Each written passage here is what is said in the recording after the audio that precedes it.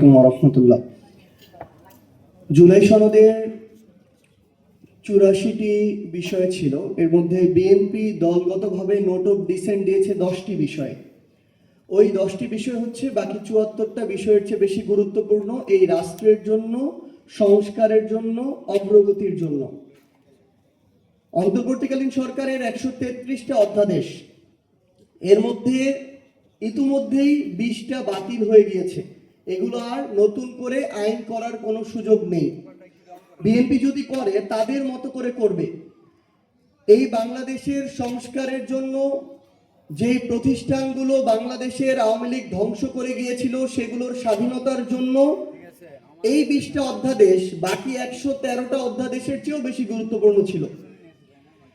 তার মানে শুধুমাত্র একটা অভ্যুত্থানের প্রেক্ষাপটের পূর্বে এবং পরে বিএনপি, জনাব তারেক রহমান কিংবা তাদের নির্যাতিত নেতাকর্মীরা বাংলাদেশের যে সংস্কারগুলো চাইতো, যে প্রতিষ্ঠানগুলো দ্বারা তারা জুলুমের শিকার হয়েছিল, যেই প্রতিষ্ঠানগুলোকে তারা স্বাধীন সার্বভৌমভাবে চলার আকাঙ্ক্ষা পোষণ করেছিল, তারা ক্ষমতায় আসতে না আসতে ওই প্রতিষ্ঠানগুলোকে আবার তাদের মতো করে চালাতে চায়। ওই প্রতিষ্ঠানে আবার সরকারি দলের ছড়ি ঘুরাতে চায়। এ কারণেই তারা গুম অধ্যাদেশ বাতিল করেছে, দুর্নীতি দমন কমিশন অধ্যাদেশ বাতিল করেছে, মানবাধিকার অধ্যাদেশ বাতিল করেছে, বিচার বিভাগের স্বাধীনতার অধ্যাদেশ বাতিল করেছে। আরেকটা গুরুত্বপূর্ণ বিষয় হচ্ছে, দুঃখজনক হলে এটাই সত্য যে বিএনপি তাদের জায়গা থেকে ক্ষমতায় এসেছে আওয়ামী লীগের ভোটের মাধ্যমে। তাদের সাথে একটা আওয়ামী লীগের অলিখিত চুক্তি ছিল। আওয়ামী লীগের বিভিন্ন নেতা কর্মীরা, ইভেন শেখ হাসিনা পর্যন্ত দেশের বাইরে বসে এখন এই কথাগুলো বলে।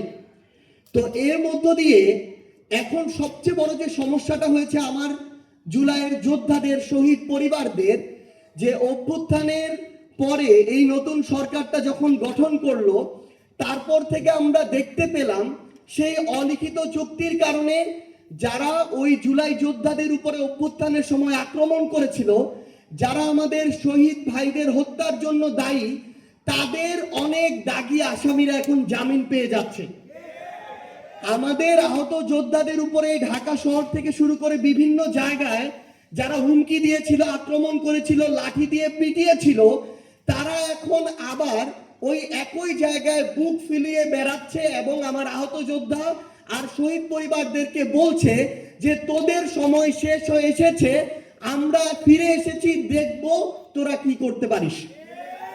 এইরকম হুমকির মধ্য দিয়ে আমার শহীদ পরিবাররা যাচ্ছে, আমার জুলাই যোদ্ধারা যাচ্ছে। আমরা বিএনপিকে আহ্বান করব যে আপনারা যদি আপনাদের জায়গা থেকে মনে করেন যে আপনারা বিরোধী দলের কবর খুঁড়বেন, আবার নিজেরা সংসদীয় স্বৈরতন্ত্রের পথে হাঁটবেন, তাহলে মনে রাখবেন ওই কবরের আপনাদের জায়গাটা হবে সবার আগে। এবং শহীদ পরিবার এবং আহত যোদ্ধাদের সর্বশেষ একটা কথাই বলবো যে আপনারা দয়া করে কোনো কিছুর বিনিময়ে, কোনো কিছুর বিভিন্ন ধরনের তারা তাদের জায়গা থেকে আমরা দেখাচ্ছি, আপনাদেরকে আশা দেখাচ্ছে, লোভ দেখাচ্ছে, দয়া করে এগুলোর বিনিময়ে বিভাজিত হয়ে সামগ্রিকভাবে আপনাদের যে আকাঙ্ক্ষাটা, এটাকে ক্ষতিগ্রস্ত করবেন না। কারণ এই আকাঙ্ক্ষা যদি ক্ষতিগ্রস্ত হয়, বাংলাদেশ ক্ষতিগ্রস্ত হবে, আর বাংলাদেশ ক্ষতিগ্রস্ত হলে আপনিও বাংলাদেশের অংশ, আপনিও এটা হবেন। আমরা আপনাদেরকে কোনো দলের ব্যানারে দেখতে চাই না। আমরা চাই সকল শহীদ পরিবার এবং আহত যোদ্ধারা একসাথে যে আকাঙ্ক্ষা নিয়ে আপনাদের পরিবারের মানুষগুলো জীবন দিয়েছে, আপনারা ওই আকাঙ্ক্ষার পক্ষে থাকুন। যদি আমরা এর পক্ষে কথা বলি তাহলে আমাদের পক্ষে কথা বলতে পারেন, যদি আমরা বিপক্ষে কথা বলি তাহলে প্রয়োজনে আমাদের বিপক্ষে কথা বলবেন। সবাই ভালো থাকবেন, দোয়া করবেন। আসসালামু আলাইকুম ওয়া রাহমাতুল্লাহ। সম্মানিত শহীদ পরিবারের সদস্যবৃন্দ, জুলাই যোদ্ধারা,